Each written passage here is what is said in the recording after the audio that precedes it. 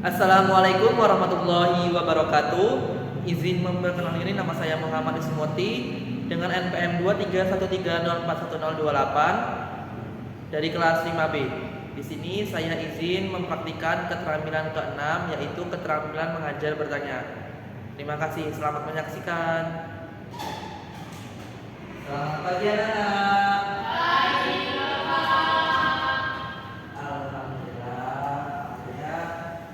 Sampai juga di kelas 12 ini ya.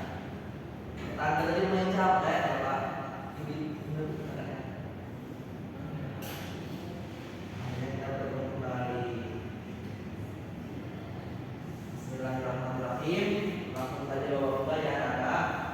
Bismillah. Assalamualaikum warahmatullahi wabarakatuh.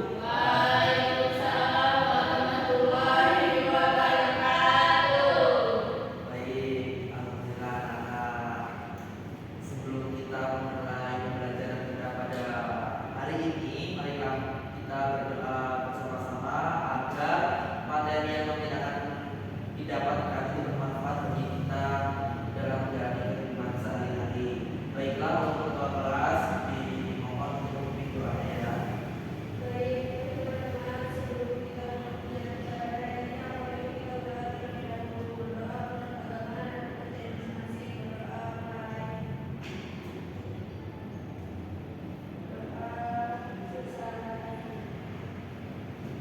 terima kasih kepada ketua kelas yang sudah memilih doanya. Sebelum itu kita Bapak akan melakukan presentasi terlebih dahulu. Di sini gimana nih kabar anak semua? Ada sehat semua tidak? Ya. Ada yang sakit? Ya. Kalau ada yang sakit, nanti bilang saja di bawah ya. Nanti agak segera kalau sakit bisa langsung ke UKS. Baiklah, untuk pembelajaran pada hari ini nanti yang hadir saya bapak sebutkan yang hadir Pak, begitu ya. Dipahami? Yang pertama Astri Antara Tatiwi. Baik. Dua Salsabila. Baik. Yang ketiga ada Leila Sofa. Baik. Alhamdulillah ya anak-anak, hari ini lengkap semua. Semoga anak-anak selalu bersemangat dalam mengikuti pelajaran dari awal hingga akhir nanti. Siap? Siap.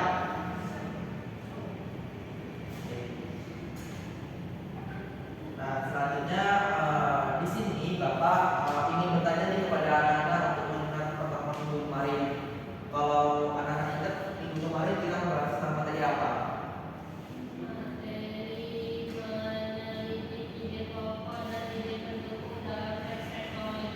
Nah, betul sekali. Itu dia anak. Jadi ada hubungannya karena dengan materi hari ini itu saling berkaitan. Nah, untuk pertemuan hari ini kita akan bahas mengenai materi mengajukan hipotesis berdasarkan informasi. Sebelumnya di sini anak-anak sudah ada yang belajar belum mengenai materi ini? Belum. Baiklah. Sebelum kita masuk di materi ini, di sini ada kata kunci yang menjadi utama, itu ada hipotesis. Anak-anak sudah tahu belum hipotesis apa? Belum ya? Baik, kalau belum, alhamdulillah, marilah kita bahas pada pertemuan hari ini. Gunanya belajar itu untuk dari yang belum tahu menjadi tahu. Ya anak-anak, kita akan ke slide selanjutnya. Di sini Bapak akan menampilkan sedikit video mengenai materi kita pada hari ini. Ini video Bapak ambil dari Great students. media sosial dulu. I hope all students are always healthy and Ini happy. bahasanya bahasa Inggris ya? In this learning video, the teacher would like all students to Ya,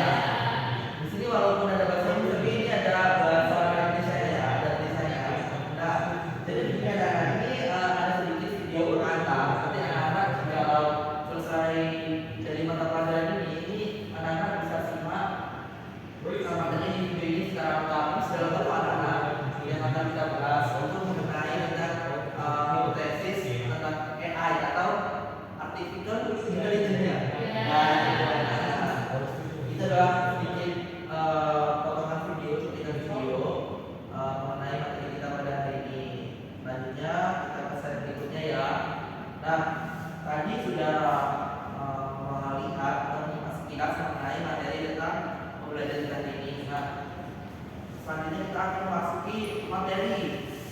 Apa sih itu dari pengertian hipotesis sendiri? Nah, tadi kan anak-anak belum tahu nih apa itu hipotesis, ya kan? Nah, di sini Bapak akan sudah menampilkan di dalam panitia pengertian hipotesis itu menurut KBBI yang dari anak-anak sudah punya belum KBBI dari pihak bulan. Alhamdulillah. Jadi anak-anak ini wajib ya untuk kelas 12 SMA itu sudah memiliki di gawai masing-masing itu aplikasi KBBI. Nah, dalam itu jelaskan makna hipotesis sebagai berikut, yaitu sesuatu yang dianggap benar untuk alasan atau pengetahuan pendapat, teori, proposisi dan sebagainya, meskipun kebenarannya masih harus dibuktikan. Anggapan dasar. Nah, ini bisa secara singkat ya, hipotesis sudah sebuah dugaan kita terhadap suatu permasalahan atau sebuah berita begitu anak. Jadi sebuah dugaan kita itu harus kita buktikan lagi agar valid dan tentu juga ada pendukungnya anak. Bisa dipahami? Bisa. Baik. Nah, selanjutnya kita tadi sudah membahas mengenai pengertian hipotesis. Nah, selanjutnya kita akan membahas mengenai ciri hipotesis.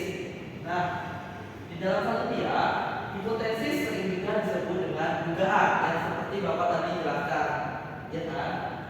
Tetapi tentu dugaan yang berdasar atau bersifat ilmiah. Ciri utama bahwa sesuatu disebut bersifat ilmiah ialah logis atau dapat didalam dengan akal sehat. Nah, jadi hipotesis kita tuh harus bersifat ilmiah, karena tadi itu bisa dinalar dengan akal sehat, bisa kita pahami dengan maksud yang jelas. Hipotesis ilmiah diuji dengan penelitian ilmiah untuk membuktikannya. Penelitiannya juga itu ada nanti dengan metodenya atau dengan caranya seperti apa begitu ya. Bisa dipahami mengenai materi ciri hipotesis? Bisa. Jadi enak anak-anak, contohnya hipotesis nih, ada kebakaran nih, kebakaran bangunan, ya kan? Nah, anak-anak menduganya tentang apa itu penyebabnya? Kira-kira kebakaran bangunan nih tentang apa? Namanya bisa gas, apalagi konslet, apalagi itu kita tahu. Iya, itu tidak. Nah, betul. Tepuk tangan dulu buat kita semua. Terima kasih. Itu adalah secara singkatnya itu adalah yang akan sebutkan itu hipotesis, dugaan sementara yang ada di pikiran kita gitu. Nah, selanjutnya dugaan itu akan diuji lagi dengan pihak yang berwajib, apa pihak polisi terkait kebakaran tersebut. Nanti akan ditentukan kebenarannya seperti apa. Begitu ada. Nah, selanjutnya di sini Bapak tampilkan contoh hipotesis dalam bentuk infografis sekarang. Nah, di sini ada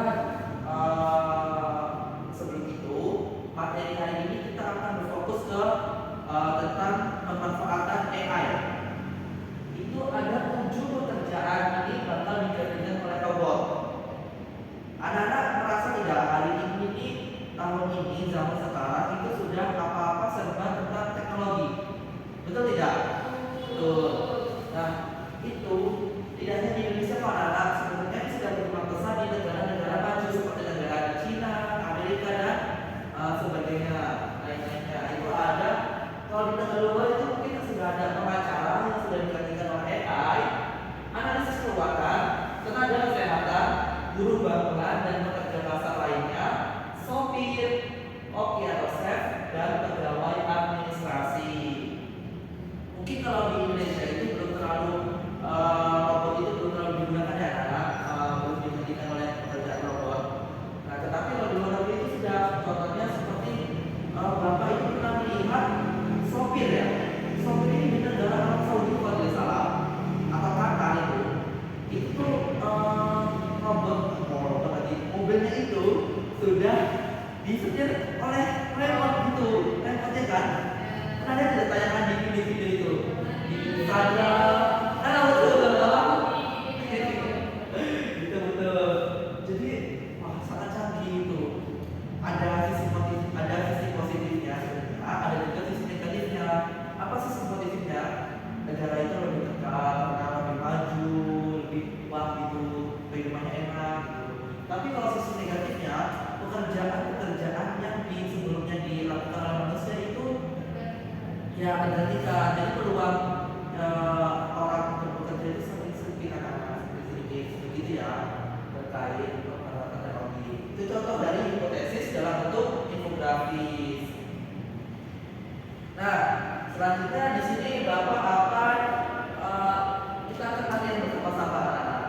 Jadi Bapak di sini memiliki soal mengenai tentang hipotesis. Nah, perintah yang pertama itu topiknya mengenai mobil otonom yang menggantikan kerjaan sopir pada masa depan.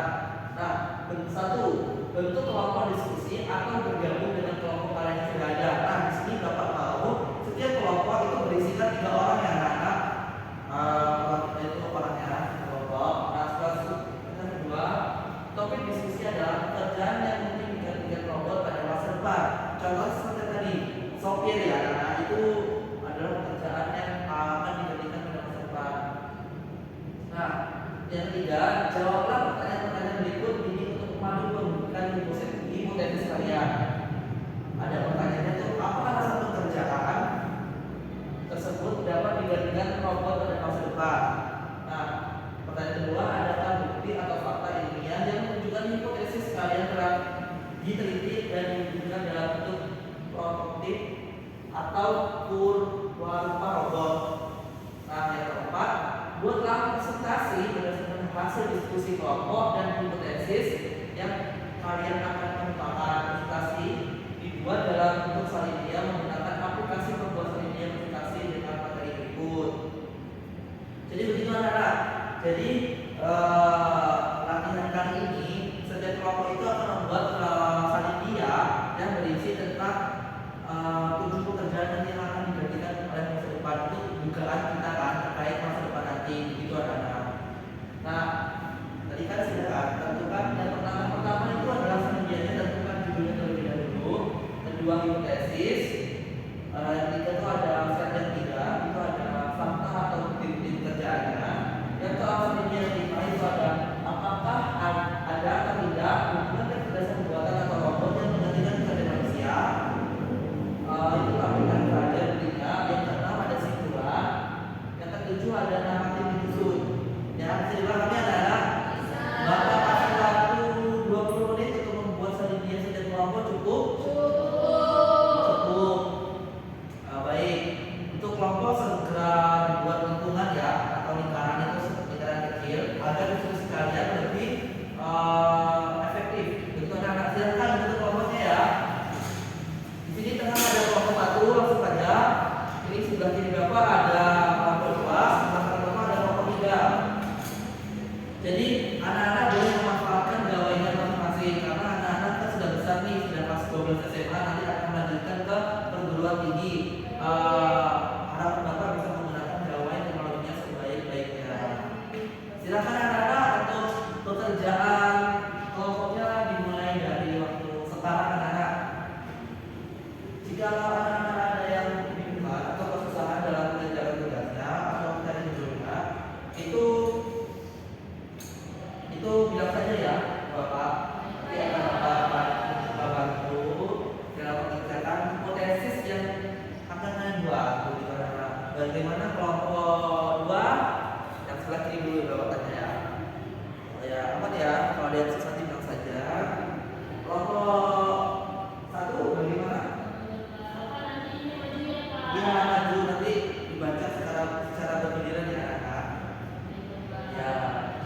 Jadi nanti yang lengkap Bapak kasih sesuatu deh, penghargaan untuk hasil dari diskusi kalian. Apa ya? Nanti dong.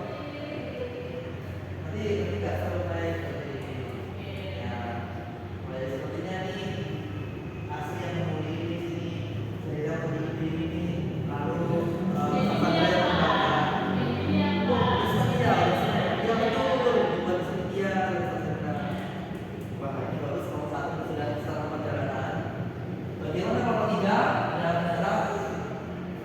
Intinya Pak, oh ya, sudah mulai membuat senja ya? Oke. Waktunya masih 20 menit ya, 20 menit. 15 menit lagi anak-anak, 15 menit. Nanti kalau sudah 10 menit nanti Bapak akan cek kembali bagaimana progres kalian dalam membuat latihan hari ini. Perlu dipahami anak-anak, hipotesis ini kita di kelas SMA ini bertujuan untuk membuat sebuah dugaan-dugaan yang nanti suatu permasalahan yang kita alami. Kan setiap orang itu kan memiliki permasalahan berbeda-beda begitu. Ini praktik ini main anak-anak dalam proses praktik ini. Kalau dulu Bapak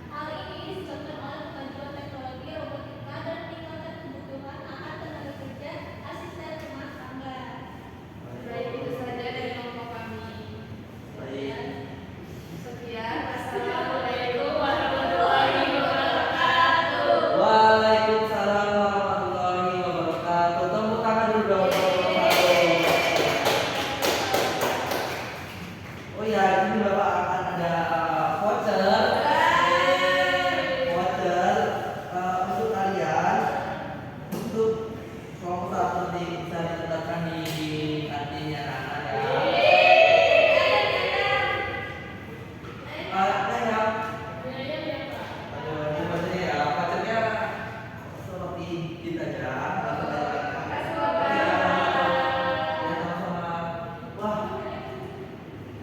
Bagus sekali sih dari kelompok satu ini. Idenya bagus tentang membantu rumah tangga, asisten rumah tangga. Tadi anggota mulai dari 3 orang ya.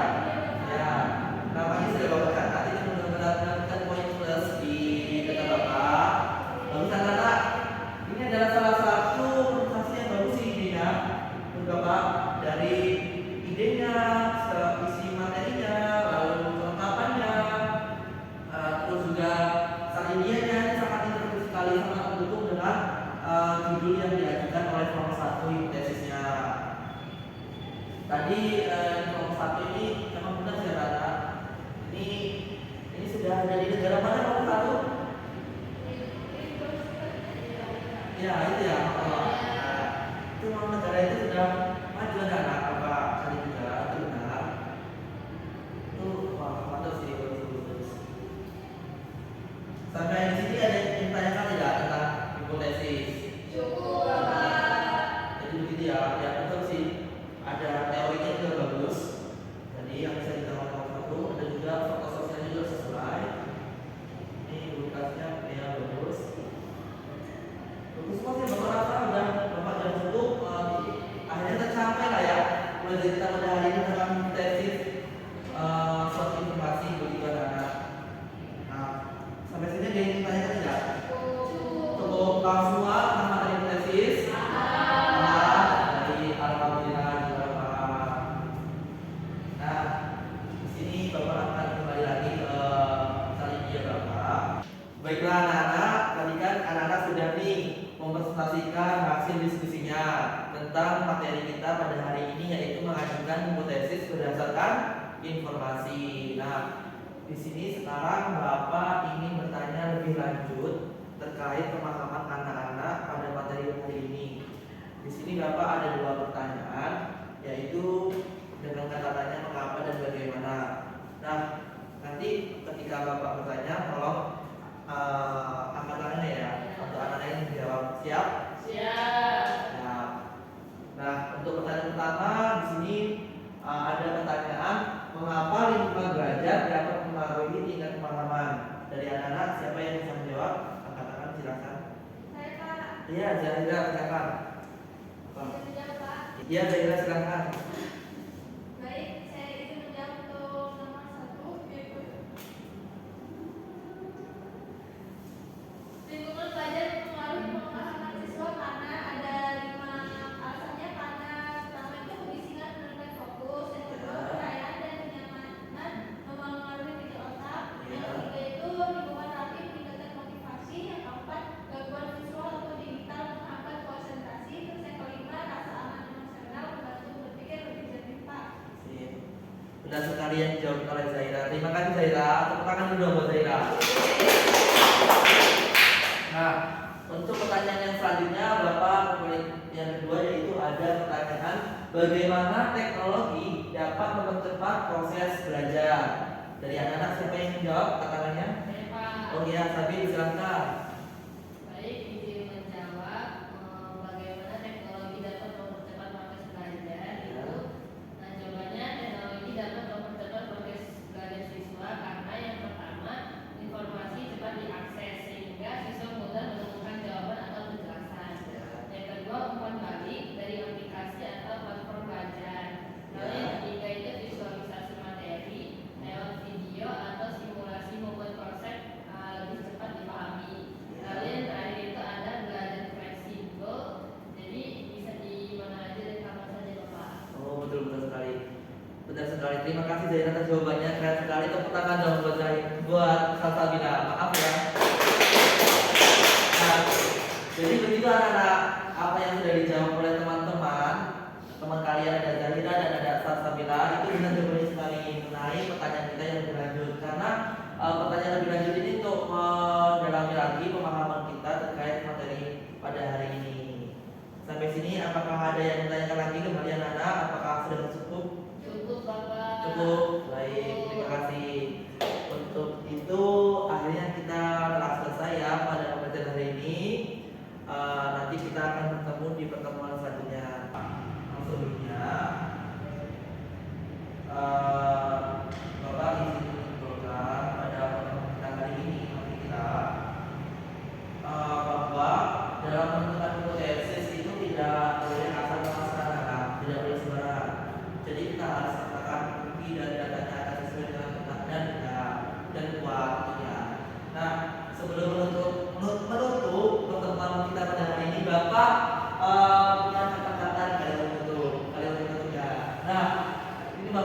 ambil dari kutipan seorang, Bapak menambahkan, Bapak mengambil itu kata-katanya seperti ini anak.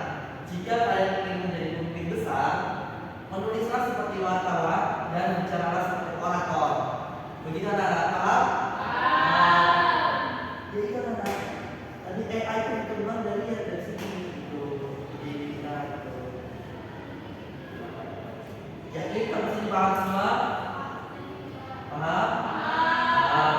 Baiklah anak-anak, Bapak harap untuk pertemuan berikutnya anak-anak selalu membaca materinya tentang mengenai hubungan atau kalimat hubung suatu informasi gitu ya anak-anak. Bisa dipahami? Besok berikutnya Bapak akan tanya ya. Baik. Baiklah anak-anak, pelajaran kita pada hari ini sudah selesai. Terima kasih kepada anak-anak semua yang sudah aktif semangat dalam pelajaran kita pada hari ini. Tidak tentunya Bapak Ibu sekali itu anak-anak selalu semangat, selalu setia selalu dalam mengikuti pelajaran bahasa Indonesia ini, karena pertemuan kita sebentar lagi akan puas anak-anak. Semangat untuk kalian semua. Materi yang puas itu tidak jauh-jauh dari materi yang Bapak telah sampaikan gitu. Baik anak-anak, kita tutup pembelajaran kita pada hari ini dengan berdoa. Tadi kan kita sudah berdoa pada ketua kelas, silakan untuk didoakan.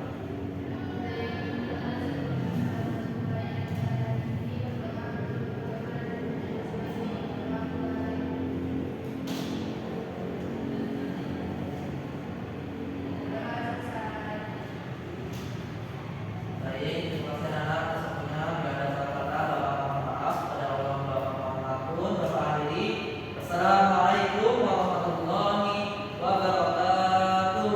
Waalaikumsalam warahmatullahi wabarakatuh.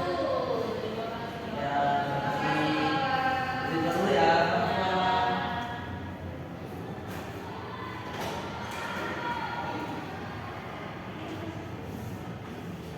Pembacaan panduan observasi ke-6 keterampilan mengajar bertanya. Nama calon guru Muhammad Wisnu Murti, NPM 2313041028, tanggal Kamis 13 November 2025, pukul 11.20 waktu Indonesia Barat.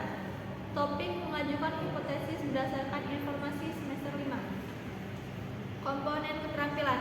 Pertama, komponen keterampilan dasar mengajar bertanya tingkat dasar. A. Penggunaan pertanyaan secara jelas dan singkat. B. Pemberian acuan. C. Pemindahan giliran. D. Pemberian waktu berpikir. E. Pemberian tuntutan. F. Pemusatan perhatian. G. Penyebaran pertanyaan sudah baik dan sudah dilakukan semuanya. 2. Komponen keterampilan dasar mengajar bertanya tingkat lanjut. A. Pengubahan tuntunan tingkat kognisi dalam menjawab pertanyaan. B. Pengaturan urutan pertanyaan. C. Penggunaan pertanyaan pelacak. D. Peningkatan terjadinya interaksi sudah baik dan sudah dilakukan. 3. Komponen negatif yang perlu dihindari. A. Mengulangi pertanyaan sendiri dan atau mengulangi jawaban pembelajar. B. Menjawab pertanyaan sendiri. C. Menunjuk dulu sebelum bertanya. D. Mengajukan pertanyaan yang mengundang jawaban serempak. E. Mengajukan pertanyaan ganda tidak dilakukan.